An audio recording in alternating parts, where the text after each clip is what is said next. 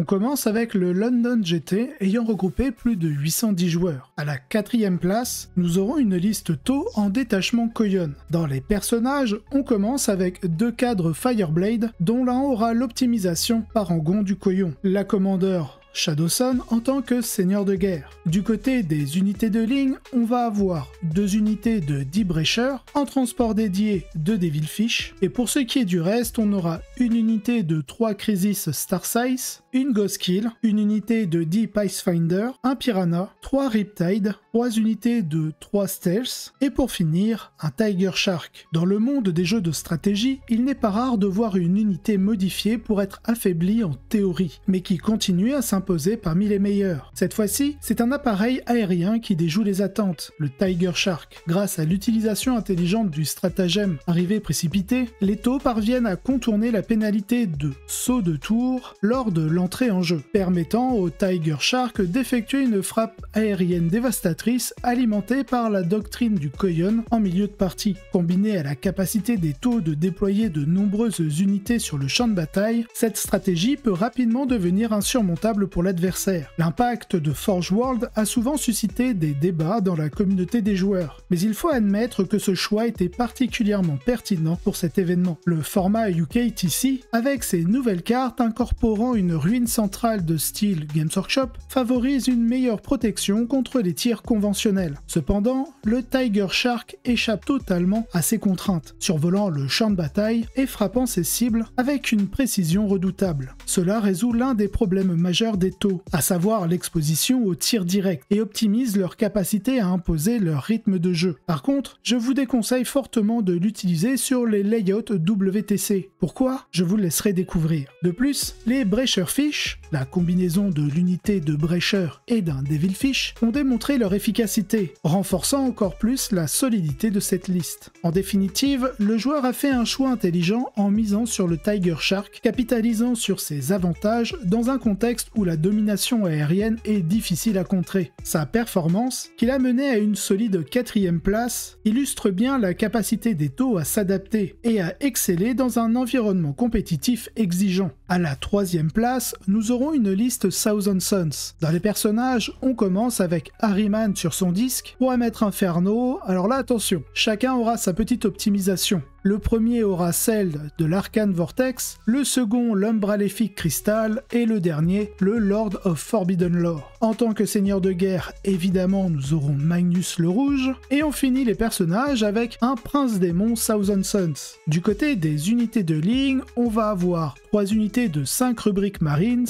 et une unité de Ditsangor. Pour ce qui est du reste, on aura 2 Mutalistes Vortex, une unité de 2 Chaos Spawn, 2 unités de 10 cultistes Thousand Suns, et enfin une unité de 3 Tsangor éclairés. En 3e position, un jeune talent de la scène britannique s'est distingué en mettant à profit son expertise avec l'une des factions les plus puissantes du moment. Si la majorité des éléments de sa liste ne surprendra pas les habitués, l'intégration des Tsangor mérite une attention particulière. En effet, les nouvelles cartes UKTC utilisées lors de l'événement comportaient des zones de terrain où les gros monstres avaient du mal à avancer rapidement. Dans ce contexte, la capacité des Tsangor à se déplacer rapidement pour couper l'accès à un objectif s'est révélé un atout tactique majeur. Autre point notable, les Mutalites, en progressant sur certaines cartes, étaient exposés à des tirs soutenus. La présence du Prince Démon pour leur fournir une protection supplémentaire s'est donc avérée essentielle pour maintenir la stabilité de la liste face à une opposition agressive. Cette 3e place récompense une stratégie finement peaufinée et une utilisation intelligente de sa liste dans un environnement compétitif exigeant. Cette performance illustre l'importance de l'adaptation aux spécificités des cartes et démontre la profondeur technique nécessaire pour briller au plus haut niveau du jeu compétitif. À la 2e place, nous aurons une liste orc dans le détachement Warhorde. En personnage, on commence avec le grand, fort et beau Ghazghkull Mag Uruk Traka, bien entendu en tant que seigneur de guerre. À cela on rajoute un Beast Boss, 2 gros mecs, dont l'un aura l'optimisation Follow Me Lads, 3 Warboss, dont l'un aura l'optimisation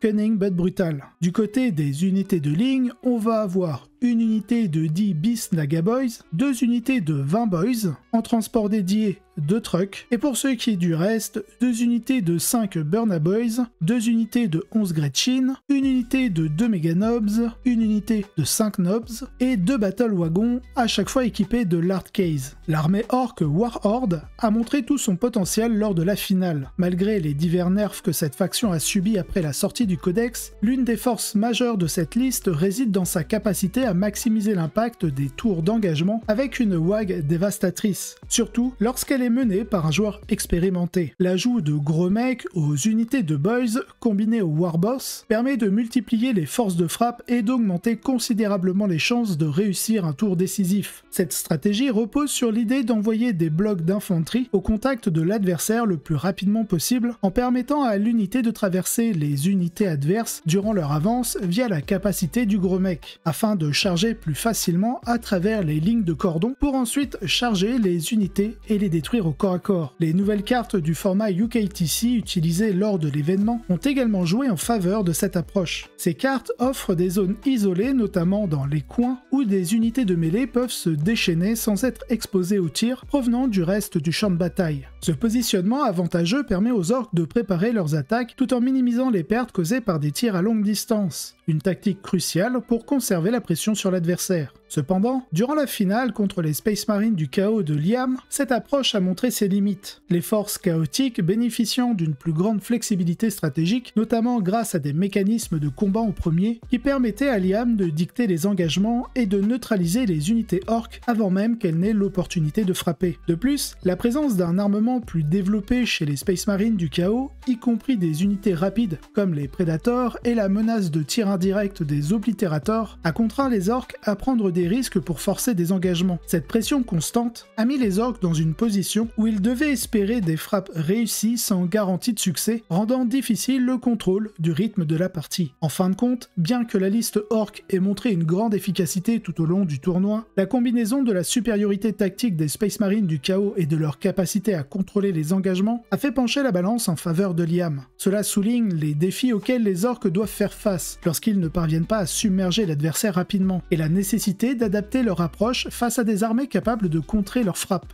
avec des mouvements réactifs ou des attaques à distance. Malgré cela, la liste a démontré à quel point les orques, et en particulier le détachement Warhorde, peuvent encore briller entre de bonnes mains. Son parcours tout au long du week-end montre que même après les ajustements du codex, les orques restent une force à ne pas sous-estimer, surtout lorsqu'ils sont menés avec une stratégie bien pensée et une exécution impeccable. Vous l'aurez deviné, à la première place, nous avons notre champion belge préféré, avec sa liste Emperor Children en détachement vétéran de la longue guerre. Dans les personnages, on commence avec un Chaos Lord qui aura l'optimisation Warmaster Gift. À cela, on va ajouter Cypher, Fabius Bill, Huron Blackheart, lui, ça fait un sacré moment qu'on ne l'avait pas vu, et Lucius l'Éternel en tant que seigneur de guerre, sinon ce ne serait pas une liste Emperor Children. Du côté des unités de ligne, on va avoir une unité de 10 cultistes, 2 unités de 5 légionnaires, 2 unités de 5 Noise Marines, en transport dédié 2 Rhinos, pour ce qui est du reste, 2 prédateurs destructeurs, 2 unités d'élus, alors attention, on a une petite unité de 5 et une plus grande de 10, et on finit avec 2 unités de 2 Oblitérators. La liste des Emperor Children pilotée par Liam lors de la finale a démontré toute la polyvalence et la brutalité des Space Marines du chaos dans un affrontement au sommet face à une horde d'orques. Alors que les orques misaient sur des frappes massives et rapides de grandes unités d'infanterie, la liste de Liam, centrée sur les vétérans de la longue guerre, a su parfaitement s'adapter à la situation. Ce détachement, moins souvent vu que les traditionnels pillards renégats, apporte une flexibilité stratégique marquée, notamment grâce à sa suite de stratagèmes qui s'intègre très bien aux nouvelles cartes du UKTC. La clé de cette liste réside dans sa capacité à frapper précisément là où cela compte le plus. Contrairement aux pillards renégats qui sont parfois obligés de s'adapter aux actions de l'adversaire, les vétérans de la longue guerre offrent à Liam le contrôle total sur le rythme de la partie. L'ajout d'unités d'Oblitérators se révèle également intéressant sur les nouvelles cartes UKTC. Le stratagème Millennia of Experience permet aux Oblitérators de frapper durement, puis de se replier derrière un couvert avant de subir des représailles. De plus, la possibilité d'activer le tir indirect avec 2 unités en même temps ajoute une dimension supplémentaire à cette liste, particulièrement efficace pour cibler des unités pensant être à l'abri derrière des obstacles. Combiné au stratagème Contemptuous Disregard, pardonnez mon accent, en gros c'est l'équivalent de l'armure du mépris, renforce renforcent encore leur résistance avec des sauvegardes à 2+, ce qui en fait une menace difficile à neutraliser. Les Noise Marines apportent quant à eux une unité de ligne abordable mais efficace, avec la possibilité d'utiliser une Doom Sirène pour infliger de lourds dégâts en un instant, surtout lorsqu'ils sont accompagnés de Lucius. Enfin, l'utilisation des élus, avec des personnages embarqués dans des rhinos, offre une mobilité et une flexibilité tactique qui brillent particulièrement sur les cartes UKTC, où les combats se déroulent souvent autour d'objectifs bien définis et parfois confinés. Le dénouement de la finale où les Space Marines du chaos ont pris le dessus s'explique par la capacité de Liam à contrôler la dynamique de la partie. La menace constante de combat en premier combinée à des tirs assez lourds, ainsi qu'une pression indirecte exercée par les oblitérators, a forcé les orques à agir rapidement et à prendre énormément de risques. Ce contrôle du rythme a finalement permis à l'armée du chaos de déjouer les plans de son adversaire, empêchant les orques de capitaliser sur leurs propres forces. En conclusion, cette liste des Empereurs Children a démontré une flexibilité exceptionnelle, parfaitement adaptée aux cartes UKTC. Le choix de Liam de miser sur le détachement vétéran de la Longue Guerre a payé, lui permettant de remporter à la fois le LGT et l'Invitational, et petite précision supplémentaire, il a aussi remporté un tournoi par équipe, la Champions Cup, que normalement vous avez déjà vu la semaine dernière. Donc on peut dire que Liam a le vent dans le dos en ce moment. Dans tous les cas, cette liste, par sa capacité à dicter le tempo et à s'adapter aux différentes situations de jeu, se pose comme une référence à suivre pour les joueurs de Space Marine du Chaos dans les compétitions à venir. Alors Liam, comme à ton habitude, félicitations pour cette performance remarquable. Passons au second tournoi ayant regroupé 80 joueurs. 4ème place, nous avons une liste Space Wolf en détachement Stormlands. Dans les personnages, on commence avec Bjorn Main Terrible, un lieutenant avec sa petite arme combinée, Logan Grimnar sur son traîneau en tant que seigneur de guerre, 3 chefs de bataille Guerre-de-Loup sur Loup Tonnerre dont l'un aura l'optimisation Instinct du Chasseur, un seigneur loup sur Loup Tonnerre avec l'optimisation Fury of the Storm. Du côté des autres unités, on aura une unité de 5 intercesseurs d'assaut avec leur réacteur, une escouade de 5 infiltrateurs, 2 unités de 5 scouts, 3 unités de 6 cavaliers sur Loup Tonnerre, 2 unités de 5 Wolfen, et enfin, parmi les unités alliées, une assassine Calidus. La liste Wolf Jail, comprendre l'emprisonnement, s'est révélée être un excellent choix sur des tables ouvertes où son plan de jeu consiste à submerger l'adversaire, même sous le feu ennemi. L'absence de contraintes liées aux manœuvres autour des terrains rend cette stratégie encore plus efficace. En doublant les auras de Vect, grâce à Bjorn et une assassine Calidus, la liste accentue la difficulté pour l'adversaire de s'extraire des griffes de cette armée. Ce combo rend la sortie des lignes adverses presque impossible, plaçant l'ennemi dans une situation très délicate dès le début de la partie. La capacité de la liste à maintenir une pression constante sur le terrain tout en entravant les actions de l'adversaire a été essentielle pour permettre à la liste de se hisser à la 4ème place du tournoi. Sa gestion des ressources et l'utilisation intelligente des auras de restriction ont permis à l'armée Space Wolf de tenir en respect des armées plus mobiles ou orientées sur les tirs. Ce succès montre à quel point l'emprisonnement des loups est une liste redoutable lorsqu'elle est pilotée avec maîtrise, d'autant plus sur des cartes où le terrain est moins contraignant. Félicitations pour cette performance qui a démontré la solidité et l'efficacité de cette liste dans un environnement compétitif. En 3ème place, nous aurons une liste World Eater. Dans les personnages, on commence avec Angron en tant que seigneur de guerre, Karn le Félon, le seigneur Invocatus, un maître des exécutions World Eater avec son optimisation Berserker Glaive. Du côté des unités de ligne, on va avoir une unité de Dijakal, 2 unités de Berserker de Korn, alors là, petite précision, on a une grosse unité de 10 et une plus petite de 5. En transport dédié, 2 Rhino, et pour ce qui est du reste, une unité de 3 Octoliers, 2 unités d'Octoliers exaltés, là aussi, petite précision, nous avons une unité de 3 et une grosse de 6. Et on finit avec 2 unités de 2 rejetons du chaos World Eater. La liste des World Eater reste fidèle à son approche classique, mais l'ajout de rejetons du chaos et d'un Rhino supplémentaire s'est avéré être un choix judicieux pour cet événement. Les tables relativement dégagées mettaient l'accent sur l'importance des unités sacrificielles et des transports afin de se positionner rapidement en début de partie, permettant ainsi de mieux préparer les attaques tout en limitant l'exposition des unités principales. Cela a permis de maximiser l'efficacité de la liste en exploitant pleinement les ouvertures offertes par l'environnement de jeu.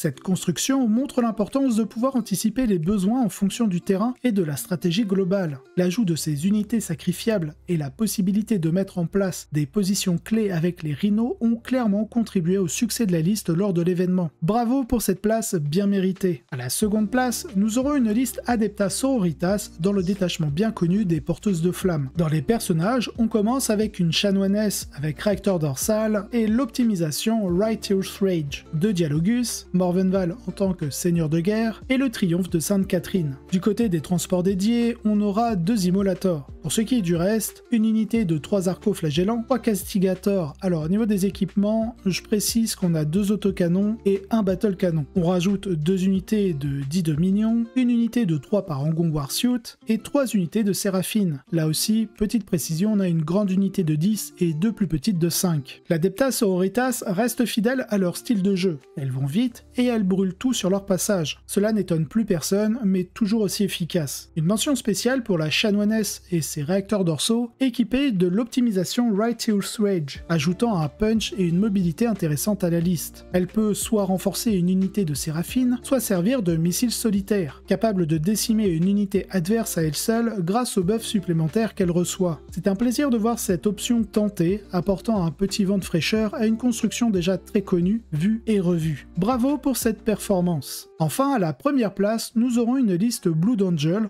encore en index, c'est-à-dire en détachement fils de Sanguinius. Dans les personnages, nous aurons un capitaine avec réacteur dorsal en tant que seigneur de guerre, et il aura l'optimisation icône de l'ange, un chapelain en réacteur dorsal, ainsi que les Martes. Du côté des unités de ligne, on aura une unité de 5 intercesseurs d'assaut, une unité de 5 intercesseurs, en transport dédié, un impulsor, et pour ce qui est du reste, 3 unités intercesseurs d'assaut avec réacteur dorsal, petite précision, on a une grosse unité de 10 et 2 plus petites de 5, une grosse unité de 10 Space Marines de la Compagnie de la Mort avec réacteur dorsal, et puisqu'on est en index, ils sont tous équipés de gantelets énergétiques et pistolets infernaux, une unité de 10 gardes sanguiniens, 2 unités de 5 scouts, 2 Predator Balls, et enfin en unité alliée, l'Assassin Calidus. L'affrontement entre l'ancien et le nouveau est bien visible ici. La liste combine des configurations classiques, bientôt reléguées au passé avec les changements à venir, ou déjà venus si le MFM est enfin disponible à la sortie de cette vidéo, et des choix plus modernes que l'on verra davantage après la sortie du nouveau codex. Parmi les éléments notables, les Predator Balls continuent de briller par leur efficacité, et l'approche polyvalente de la liste montre déjà une adaptation aux futures restrictions, notamment avec la disparition de certaines configurations comme le double bloc de vétérans Vanguard. On observe également un tournant vers les intercesseurs d'assaut à pied qui devraient gagner en importance dans les prochaines listes. Ils pourraient être déployés en unité plus grande à bord d'un répulsor plutôt que de l'impulsor utilisé ici, en particulier pour maximiser les buffs d'un prêtre sanguinien, puisque dans le futur, ou le présent, suivant la sortie du codex et la sortie de la vidéo, de la disparition du prêtre sanguinien en réacteur. Mais il nous reste celui à pied. Cette liste est à la fois un hommage à l'index et une préparation judicieuse aux nouveautés du codex, offre une combinaison réussie et témoigne de la flexibilité de la liste. Une performance illustrant bien la transition entre 2 époques du jeu. On finit l'épisode avec une liste ayant remporté un tournoi de plus de 35 joueurs. Je l'ai sélectionnée car elle dénote très clairement de ce qu'on a l'habitude de voir dans les tournois de plus grosse envergure. Mais cela ne signifie pas que la liste est inintéressante. C'est une liste Dark Angel en détachement Gladius. Et je rajouterai qu'en introduction de cette liste, nous avons un commentaire assez amusant du joueur. Qu'y a-t-il de mieux que 15 chevaliers des swings, 0 chevalier des swings et un lion? Il est dans la liste car j'ai payé une commission de peinture super chère pour lui.